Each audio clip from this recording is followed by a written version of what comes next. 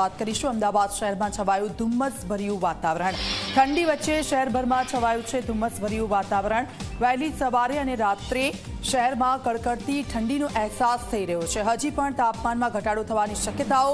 જાન્યુઆરીમાં હજી પણ પારો ગગડતા ઠંડીમાં વધારો થશે। હજી પણ ઠંડી વધી શકે છે। જાન્યુઆરીમાં હજી પણ તાપમાનમાં ઘટાડો થવાની શક્યતાઓ।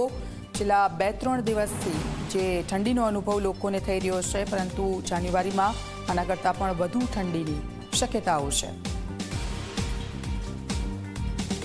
અમદાવાદ શહેર સહિત રાજ્યમાં ફરી એકવાર ઠંડીનો ચમકારો જોવા મળ્યો છે। આ સાથે જ અમદાવાદ શહેરમાં એ ધુમ્મસભર્યું વાતાવરણ પણ જોવા મળ્યું અને એની વચ્ચે સાબરમતી નદી ખાતે એ મેટ્રો ટ્રેનનો નજારો અને એની પાછળ એ ઇમારતોનો અને એ સાબરમતી રિવરફ્રન્ટનો નજારો, જેને આહલાદક વાતાવરણ અહીંયા ઊભું કર્યું છે।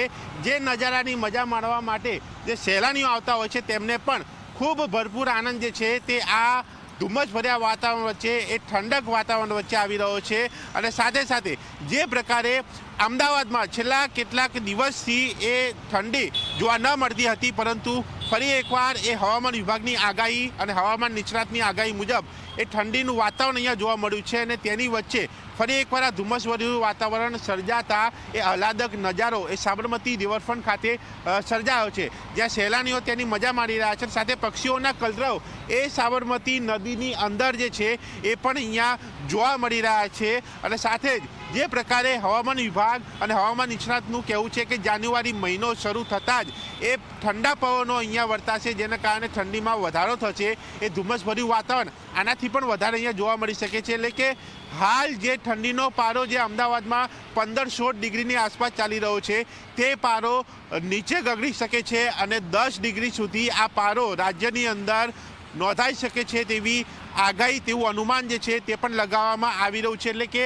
હાલમાં જે ઠંડી પડી રહી છે તેની સામે જાન્યુઆરી મહિનામાં, એટલે કે માત્ર ગણતરીના દિવસોની અંદર જ્યારે જાન્યુઆરી મહિનો હવે શરૂ થવાનો છે, એ મહિનામાં લોકોએ વધારે ઠંડી સહન કરવા તૈયાર રહેવું પડશે। અને કહી શકાય છે કે હાલમાં એક સ્વેટર પહેરતા હોય તો 2 સ્વેટર પડે એવી ઠંડી પડી શકે છે તેવું પણ અનુમાન છે, જેના કારણે એ ફરી એકવાર ઠંડીનું જોર વધશે અને ત્યારે એક અલગ નજારો પણ અહીંયા જોવા મળી શકે છે। અને ઠંડી માટે લોકોએ પણ તૈયાર રહેવાની અને તેના ઉપાય કરવાની પણ જરૂર દેખાઈ રહી છે।